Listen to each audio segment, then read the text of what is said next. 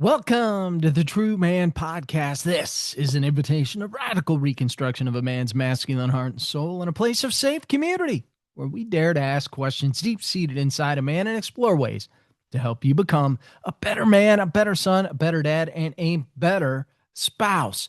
Well, how's your heart doing today? Great question to ask after Valentine's Day, isn't it?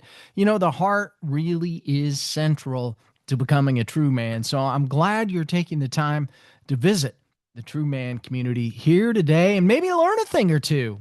Hopefully, hopefully I'll show up with a little wisdom here today. But thank you for being here and spending some time with me on the True Man podcast. Real quick, please take time to visit my website, truemanlifecoaching.com, and head on over to my book page. You'll see that across the tabs on the front there.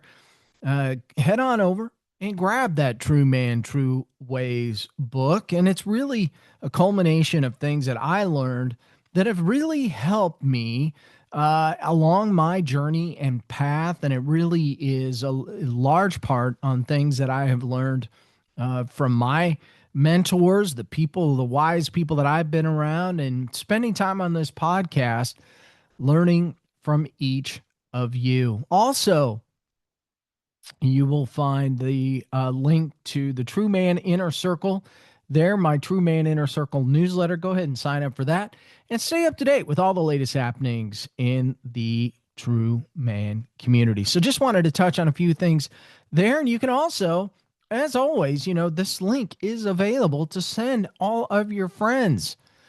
Go ahead and grab your phone right now, click on the podcast and forward it on to a buddy and have them join the show. Maybe it'll spark a conversation between you and him and be a great way for you to go deeper in life. And I love hearing those stories when they come back to me that something like a podcast, as simple as a podcast, sparked a great conversation, right? Circles back to the heart. It's all about getting our hearts right and being the very, very best men that we can be. Now, speaking of which, let's slide right on in here to the podcast. So last week, we talked about, well, you know, I don't know. What do you do when you don't know? And today we're going to talk about the courageous decisions that we get to make in moving forward in life without guarantees. So that's kind of the culmination here of as we continue on this little conversation, if you will, about what to do when you don't know. Well, the first thing you need to do is, of course, seek first. Pray, listen, ask for wisdom, and trust God. Now, I know that's not easy, but these are great places for you to start. But eventually, as you're well aware, every man reaches the next moment. What is that moment, you may ask? Well, the moment after prayer, the moment after counsel, the moment after reflection, and the moment when a decision must be made. This is where a lot of people stall out. This is where a lot of people run. Not because they don't love God, not because they don't want wisdom, but because they want certainty.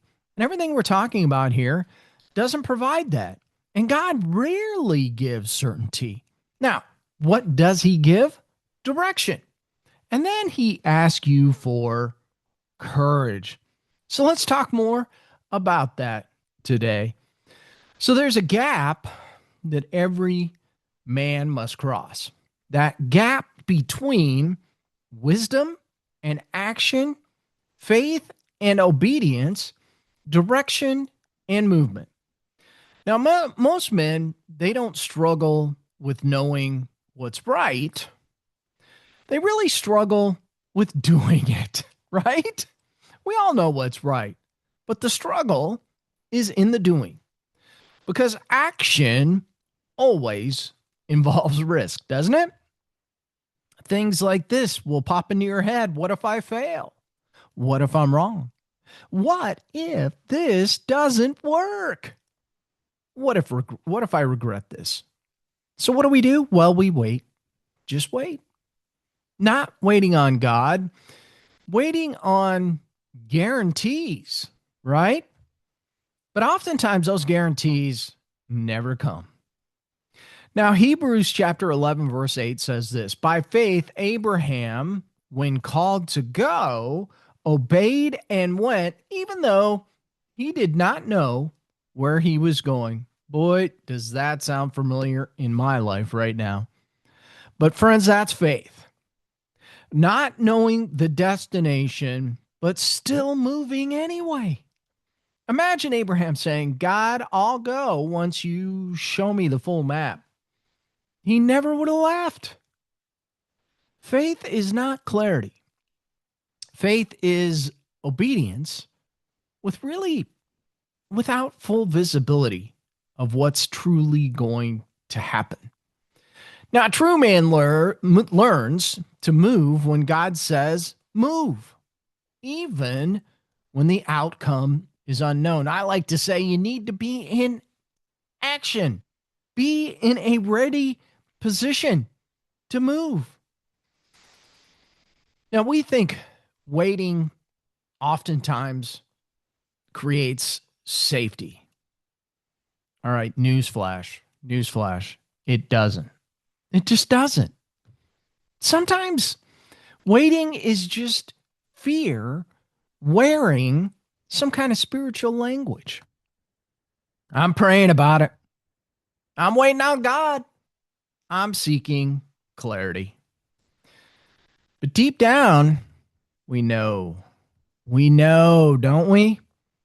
God has already shown us the next step. We're just afraid to take it. Joshua 3 tells one of the clearest leadership stories in Scripture. So the Israelites stand before the Jordan River, right? Flood stage, impassable, impossible. And so God gives them instructions. Have the priests carry the ark, step into the water. Not after the river parts, but before. And the moment their feet touched the water, the river parted. Movement preceded the miracle. That action step they took, being in the ready position, is what preceded the miracle. Not certainty, not guarantees, just obedience. So where are you standing on the edge of the river right now? Is it in your career? You wondering what's next? If you don't know, do you just hate your job? And you're wondering, is there something more out there? Your calling, your leadership, your marriage? Is your marriage falling apart and you're standing on the river going, I don't know what to do. I don't know who to talk to. Forgiveness, faith, risk. Gosh, we can't take a risk in the unknown, can we? Are you waiting for the water to part when all you have to do is step in? Because God may be wanting and he may be waiting for you to step, to take the action. Matthew 14 says storm, waves, and fear, right? And Peter says, Lord, if it's you, tell me to come. Tell me to come. And Jesus said one word, come. Peter steps out, not because the storm stopped, not because the water changed, not because the risk disappeared, but because Jesus spoke. And for a moment, Peter walked on water despite the storm, despite the waves, despite the fear. But because Jesus spoke. And for a moment, there was Peter. The miracle happened in motion until he second guessed himself, of course, right? But let's redefine courage here for a minute, which is what Peter was experiencing for a moment in time. Courage is not confidence in outcomes, courage is obedience despite uncertainty. You don't need to be sure it will work. You need to be sure that God is leading. That's the difference here. You know, many men today live stuck in decision paralysis. Many people do, not just men, overthinking, overanalyzing, second guessing everything, delaying. Why? Because modern culture teaches us that mistakes are a catastrophe. You know, the Olympics is going on right now. We had a skater, United States skater, make a mistake. And I was reading, I did not see it. I was reading some of the headlines, and you would have thought this guy skated into the head of a car the way they were describing it. Why would he want to come back from such a calamity in front of everybody?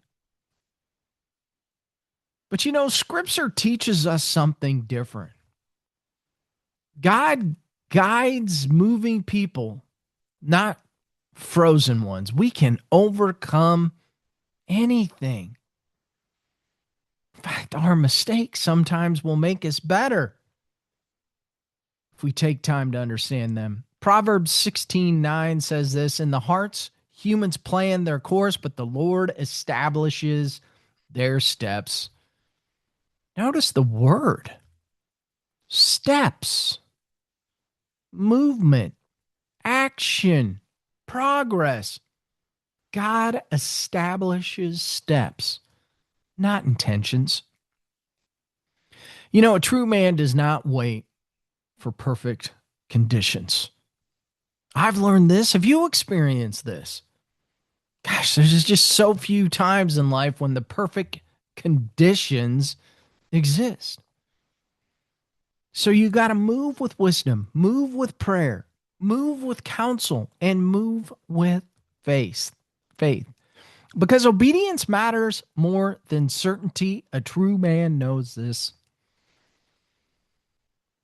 But what if you're wrong? This is the fear underneath everything, right? What if I make the wrong decision? Now let's talk about that honestly.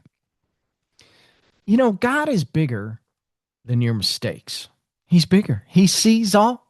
Romans 8:28 says all things work together for good. All things work together for good, not perfect decisions, not flawless execution. All things. God's sovereignty is greater than your uncertainty.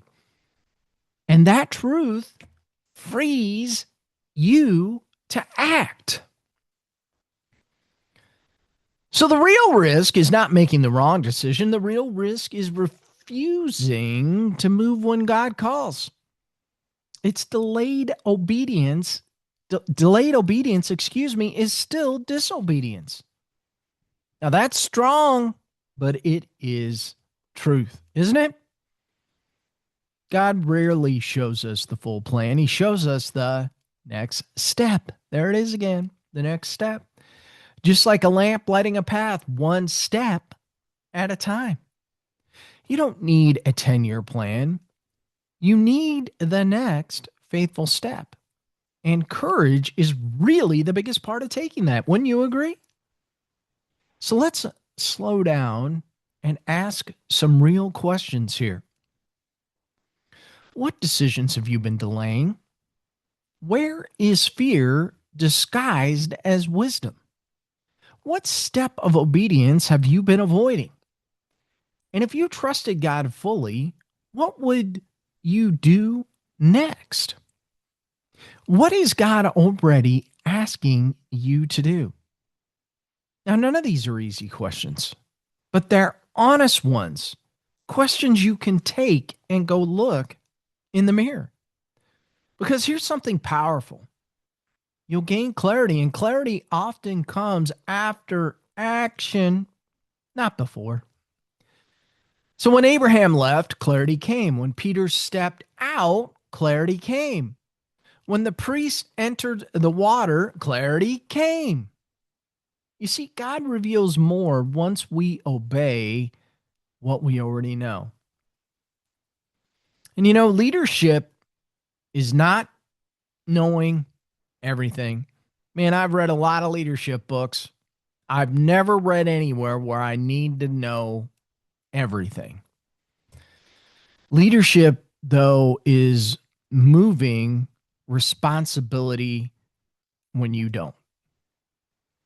So your family, you've commonly heard me say this, your family doesn't need perfection, they need faith. Your children don't need guarantees, they need a courageous model. You. Your wife doesn't need certainty, she needs trust in God. You see, that's leadership, right? So as I close out today, if God has been speaking to you, if you know what the next step is, if you've been waiting for certainty,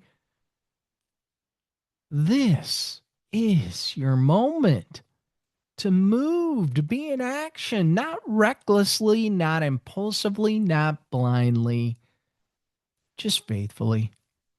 Believe me, I know I'm right in the middle of this with you right now. That's why we're talking about it, right? Because God meets men in motion, and a true man doesn't wait for guarantees.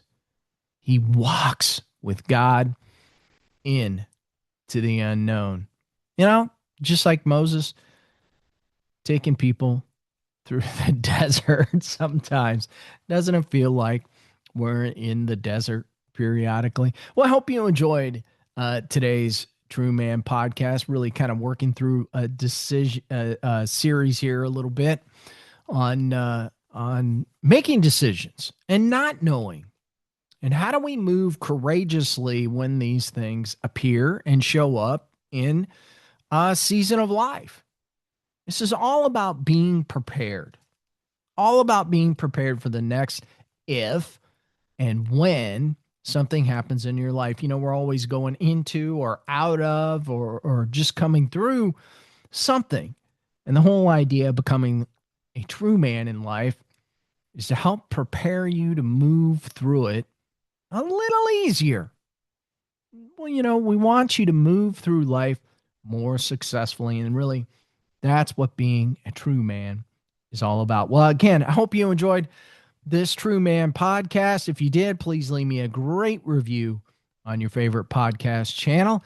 And as always, if you'd like to talk, just send me an email at mike@truemanlifecoaching.com. And you can get on my calendar by going out to my website at truemanlifecoaching.com. All right. With that, well, I hope you truly enjoyed learning how to make decisions courageously. So go out and make those decisions this week. Do it prayerfully with discernment and wisdom through Christ. Now go out and make this your very best day ever. God bless you, and thank you so much for listening.